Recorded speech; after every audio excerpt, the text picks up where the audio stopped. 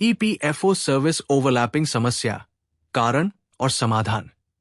नमस्कार दोस्तों, अगर आप ईपीएफओ से जुड़े हैं और आपने नौकरी बदली है तो आपको ईपीएफओ सर्विस ओवरलैपिंग की समस्या का सामना करना पड़ सकता है।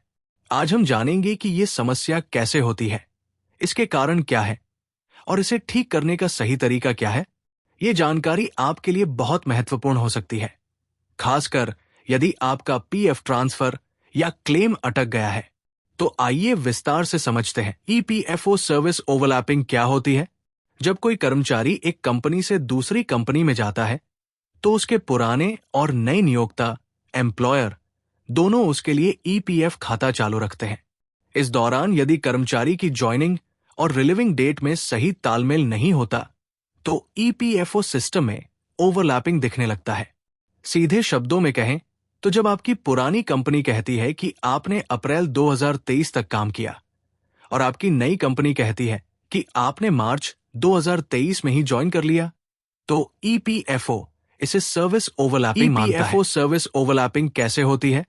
यह समस्या आमतौर पर निम्नलिखित कारणों से होती है। 1. दो कंपनियों की तारीखें मेल नहीं खाती।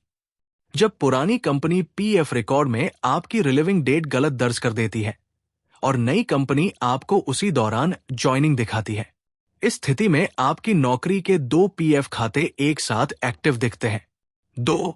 ईपीएफ ट्रांसफर में गड़बड़ी। अगर आपने पुरानी कंपनी से पीएफ ट्रांसफर किया और दोनों कंपनियों का पीएफ योगदान एक ही महीने में दिख रहा है तो ईपीएफओ इसे ओवरलैपिंग मान लेता है। इस कारण आपका क्लेम या ट्रांसफर अटक सकता है। 3. नियोक्ता द्वारा गलत जानकारी दर्ज करना। कई बार कंपनियां गलती से गलत ज्वाइनिंग या एग्जिट डेट अपडेट कर देती हैं। इससे ईपीएफओ में आपकी नौकरी के 2 अलग अलग टाइम पीरियड ओवरलैप हो जाते हैं। 4. एक साथ 2 कंपनियों में नौकरी करना। यदि आपने एक ही समय में 2 कंपनियों में काम किया और दोनों जगह पीएफ कट रहा था तो ईपीएफओ इसे भी ओवरलैपिंग मान सकता है। ईपीएफओ सर्विस ओवरलैपिंग के कारण होने वाली समस्याएं। ईपीएफओ सर्विस ओवरलैपिंग से निम्नलिखित दिक्कतें आ सकती है। पीएफ ट्रांसफर रुक जाता है। ईपीएफओ यह वेरीफाई नहीं कर पाता कि आपने एक समय में कितनी कंपनियों में काम किया। पीएफ क्लेम रिजेक्ट हो सकता है। जब आप पीएफ निकालने का आवेदन करते हैं तो ईपीएफओ इसे ओवरलैपिंग के कारण रिजेक्ट कर सकता है। पेंशन में दिक्कत हो सकती है। अगर आपकी सर्विस हिस्ट्री सही नहीं है तो ईपीएस एम्प्लॉय पेंशन स्कीम के लिए आपकी गणना गलत हो सकती है। ईपीएफ अकाउंट में गड़बड़ी हो सकती है। आपका यूएन सही ढंग से अपडेट नहीं होगा और भविष्य में आपको ईपीएफओ सेवाओं का लाभ उठाने में कठिनाई होगी। ईपीएफओ सर्विस ओवरलैपिंग को कैसे ठीक करें? अगर आपको ईपीएफओ सर्विस ओवरलैपिंग की समस्या आ रही है तो आप निम्नलिखित तरीकों से इसे हल कर सकते हैं। 1. अपनी पुरानी कंपनी से सही एग्जिट डेट अपडेट कराएं। सबसे पहले अपनी पुरानी कंपनी से संपर्क करें और सही एग्जिट डेट अपडेट करने को कहें। कंपनी अपने एम्प्लॉयर लॉगिन से सही जानकारी ईपीएफओ पोर्टल पर अपडेट कर सकती है। 2. नई कंपनी से सही ज्वाइनिंग डेट चेक कराएं। यदि नई कंपनी ने गलत ज्वाइनिंग डेट दी है तो एचआर से बात करें और इसे सही कराने के लिए कहें। कंपनी को ईपीएफओ पोर्टल पर लॉगिन कर ज्वाइनिंग डेट को सही करना होगा। 3. ईपीएफओ पोर्टल पर कंप्लेंट दर्ज करें। ग्रीवांस पोर्टल पर शिकायत करें। अगर आपकी कंपनी डेट ठीक नहीं कर रही है तो आप ईपीएफओ ग्रीवांस पोर्टल पर शिकायत कर सकते हैं। Website https://epfms.gov.in।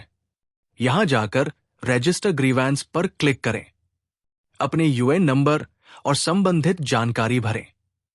कुछ दिनों के अंदर ईपीएफओ आपकी शिकायत की जांच करेगा और समाधान देगा।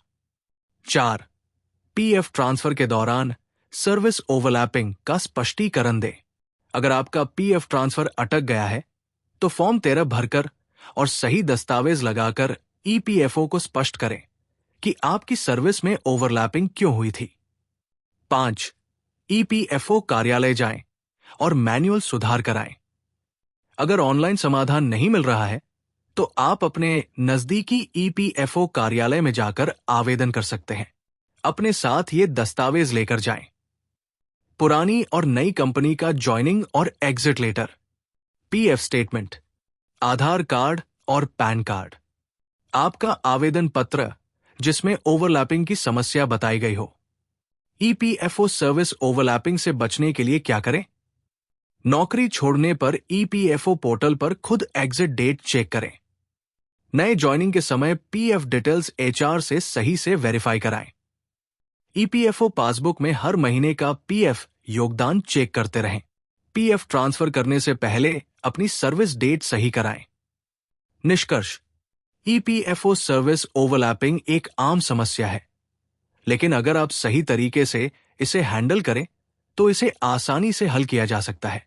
सबसे पहले अपनी पुरानी और नई कंपनी से सही जानकारी अपडेट कराएं। अगर इससे समस्या हल नहीं होती तो ईपीएफओ ग्रीवेंस पोर्टल पर शिकायत दर्ज करें। जरूरत पड़ने पर ईपीएफओ कार्यालय जाकर मैन्युअल सुधार भी करा सकते हैं। दोस्तों, अगर ये जानकारी आपके लिए उपयोगी लगी तो इसे जरूर शेयर करें ताकि दूसरे लोगों को भी मदद मिल सके। अगर आपका कोई सवाल है तो कमेंट में जरूर बताएं। हम आपकी सहायता करने की पूरी कोशिश करेंगे। धन्यवाद।